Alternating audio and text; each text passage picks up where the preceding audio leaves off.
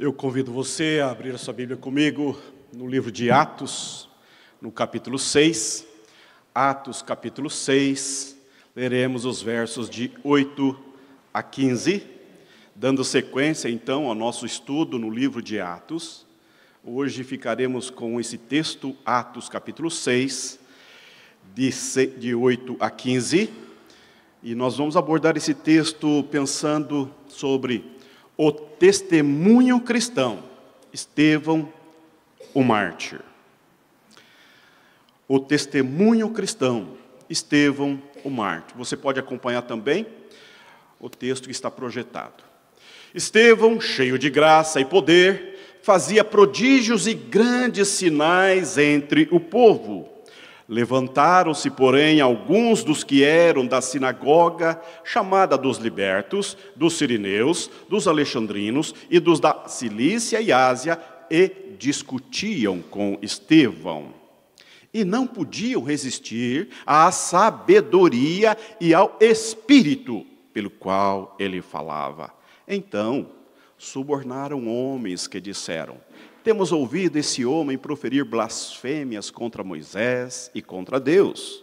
Sublevaram o povo, os anciãos e os escribas, e, investindo, o arrebataram, levando-o ao sinédrio. Apresentaram falsas testemunhas que depuseram: este homem não cessa de falar contra o lugar santo e contra a lei. Porque o temos ouvido dizer que esse Jesus, o Nazareno, destruirá esse lugar e mudará os costumes que Moisés nos deu. Todos os que estavam assentados no sinédrio, fitando os olhos em Estevão, viram o seu rosto como se fosse rosto de anjo. Estevão, o mártir. Meus irmãos, minhas irmãs, com o derramamento do Espírito Santo e o contra-ataque de Satanás, a igreja agora está pronta para iniciar a sua missão mundial.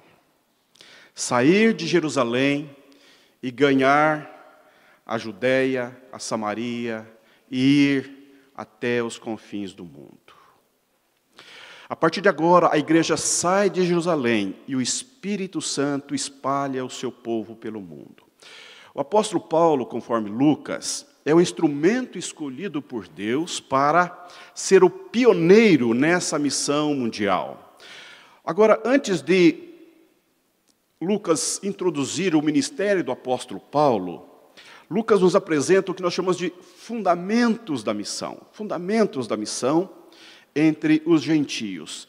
E nos próximos 6 capítulos do livro de Atos, nos próximos 6 capítulos, nós vamos estudar especialmente 2 cristãos, 2 crentes, 2 diáconos notáveis.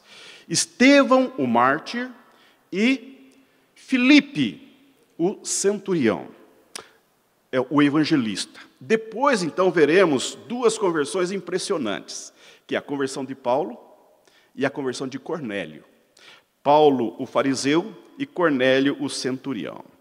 Porque esses 4 homens, nos próximos 6 capítulos, cada um, ao seu modo, juntamente com o apóstolo Pedro, que alcançou Cornélio, deram uma linda demonstração, uma linda contribuição à expansão do evangelho pelo mundo.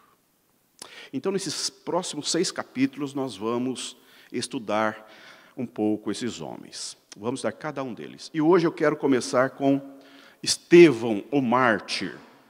E, para mim, quando eu leio a história de Estevão, é um belo testemunho pela palavra e pela própria vida.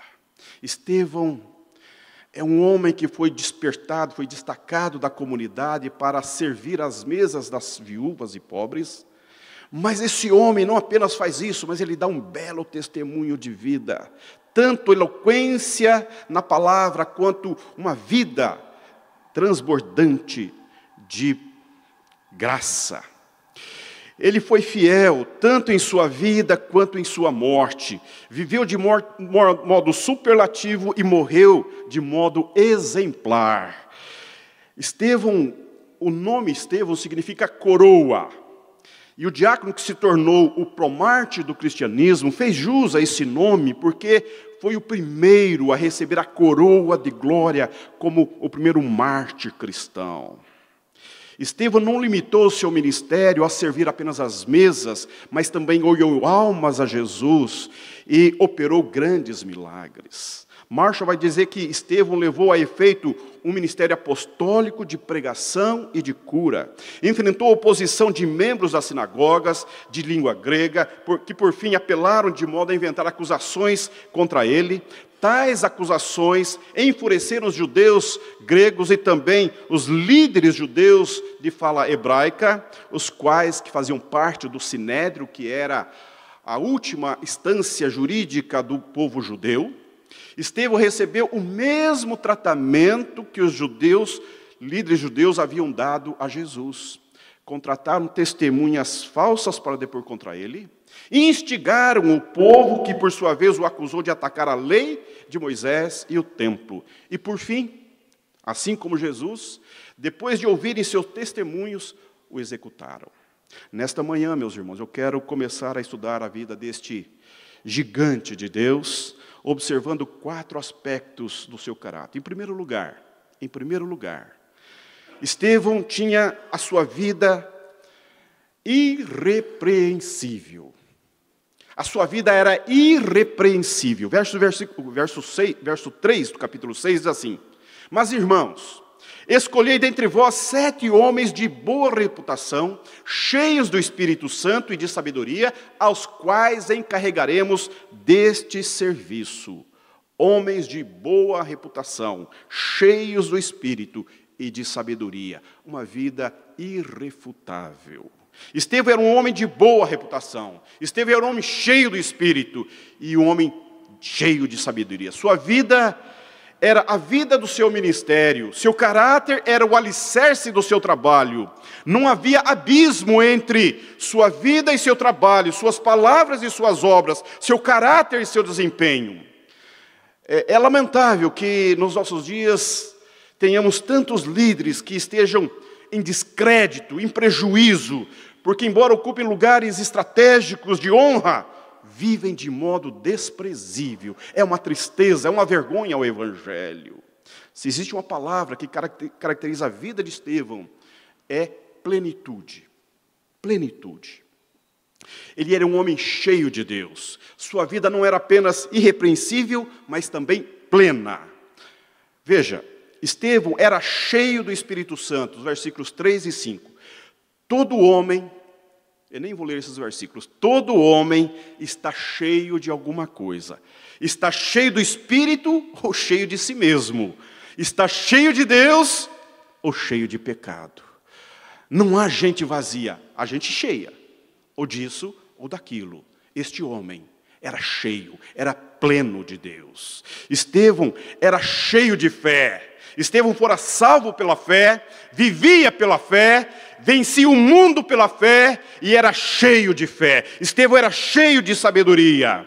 Sabedoria é mais do que conhecimento, é o uso correto do conhecimento, é olhar para a vida com os olhos de Deus, é marchar na história, trazendo do alto, trazendo do céu os valores para construir uma vida cheia de Deus, a partir de Deus. Estevão era um homem cheio de graça.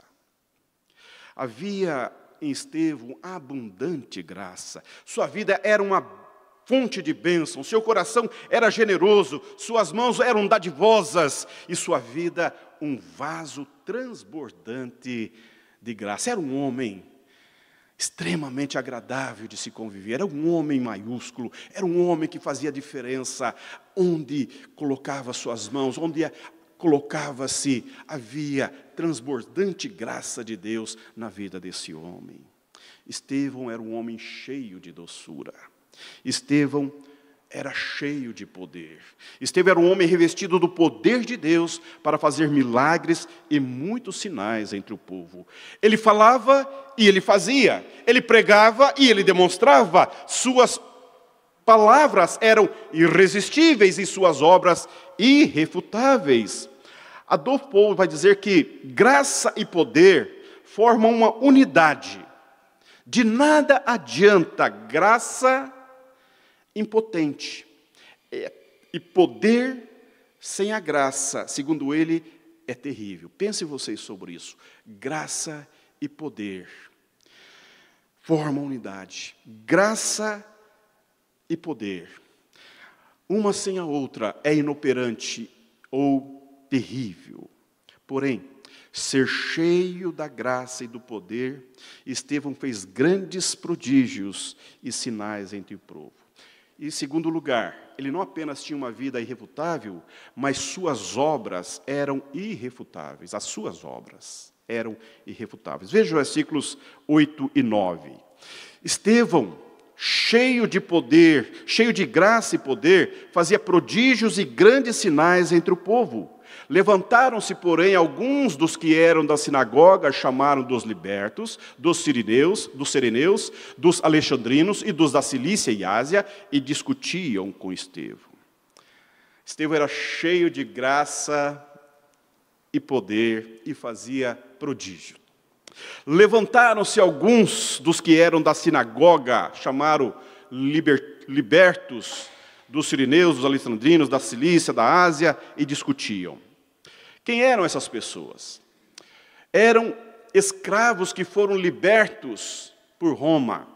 Provavelmente eram judeus de Cirene, de Alexandria, da Cilícia e da província da Ásia, que haviam sido capturados e agora, escravizados por Roma, foram libertos.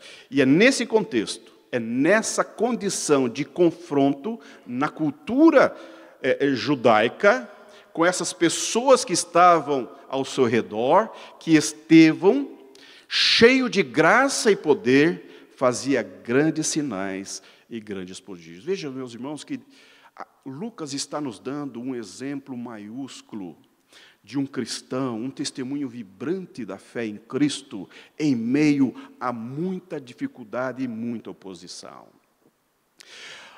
Nós precisamos entender que não há terreno plano para o cristianismo. Há sempre um confronto com a cultura. E é na cultura que o nosso testemunho deve ser vibrante. E Lucas registra esses testemunhos de Estevão, de Filipe, de Cornélio, de Paulo, de modo a chacoalhar as nossas estruturas espirituais, revermos nossos valores, considerarmos nosso testemunho, para que, de alguma forma, a palavra de Deus nos dê este ânimo, esta alegria, esse desejo de viver pela fé em um bom testemunho. Estevão não tinha temor pela sua vida. Ele falava e fazia, pregava aos ouvidos e pregava aos olhos. Ninguém podia contestar a sua vida, nem negar os milagres que Deus operara por seu intermédio. Apesar de todas as qualidades extraordinárias de Estevão, o seu ministério provocou antagonismo ferrenho. Foram 3 estágios desse antagonismo, que passou pela discussão em público, passou pela difamação no sinédrio e passou pela condenação, recebendo pedradas em público. Esta foi a contradição e o modo pelo qual Estevão morreu, sendo igual a Cristo, contraditado, denunciado falsamente, e igual a Cristo, embora Cristo crucificado, ele foi apedrejado, o primeiro mártir da vida cristã. E em terceiro lugar, Estevão tinha suas palavras uma irresistibilidade. Suas palavras eram irresistíveis. Versículos de 10 a 14, olha lá. E não podiam resistir à sabedoria e ao espírito pelo qual falava. Então subornaram homens que dissessem: temos ouvido este homem proferir blasfêmias contra Moisés e contra Deus. Sublevaram o povo, os anciãos e os escribas, e investindo, o arrebataram, levando-o ao sinédrio. Apresentaram testemunhas falsas que depuseram: este homem não cessa de falar contra o lugar santo e contra a lei. Porque o temos ouvido dizer que esse Jesus, o Nazareno, destruirá esse lugar e mudará os costumes que Moisés nos deu. Um homem cheio do Espírito, cheio de fé, cheio de sabedoria, cheio de graça e poder, é amado pelo céu e odiado pelo inferno. Faz maravilhas entre os homens e ganha a oposição dos inimigos da cruz. Não foi diferente com este homem. Todo aquele que se coloca em Cristo e vive a partir de Cristo, necessariamente passa pelas tribulações na vida humana. Essa é uma marca do povo de Deus. Os adversários de Estevão não podiam resistir à sabedoria e ao espírito pelo qual ele falava. Suas palavras eram irresistíveis. Havia virtude de Deus em seus lábios. Então, não podendo suplantá-lo na argumentação, tramaram contra ele, como fizeram com o nosso mestre. E subornaram homens contra Estevão, de forma leviana, o apresentaram falsamente diante do sinédrio. Mário Neves vai dizer que os antagonistas de Estevão, não podendo vencê-lo pela razão, recorrem à mentira, à calúnia e ao suborno, conseguindo assim amontoar o povo, os anciãos e os escribas. Que coisa triste a gente vê nas páginas das Sagradas Escrituras, esse modo tão vil com que o povo de Deus é atacado. Como as artimanhas malignas, às vezes, se infiltram dentro das estruturas religiosas e expõem a vileza humana, misturada com o Evangelho, trazendo à luz essa tragédia humana que não está no Evangelho, contra aqueles que vivem na luz de Cristo. É uma tragédia. E a acusação contra Estevão é dupla, assim como foi com Jesus. Acusavam de blasfêmia contra Moisés e contra Deus, contra o templo e contra a lei. No versículo 13 eles vão dizer: este homem não cessa de falar contra o lugar sagrado e contra a lei. Essas mesmas acusações foram feitas contra Jesus por meio das falsas testemunhas. Jesus foi condenado pelo pecado por blasfêmia e por esse mesmo sinédrio, o mesmo sinédrio que julgou Jesus, agora condena também a Estevão, o primeiro mártir. Jesus afirmou: não penseis que vim revogar a lei dos profetas. Não vim para revogar, vim para cumprir. Você sabe, meus irmãos, não vou me ater aqui, Jesus cumpriu toda a lei. E porque Ele cumpriu toda a lei, vivemos nele, vivemos a partir dele, vivemos para a glória dele, assim como Estevão. E em quarto e último lugar, a paz que habitava no coração deste homem era inexplicável. Estevão vivia uma vida de confronto, uma vida irrefutável, uma palavra inquestionável, mas, enfrentando as suas dificuldades, havia uma paz inexplicável na vida, no coração desse homem. Veja o versículo 15.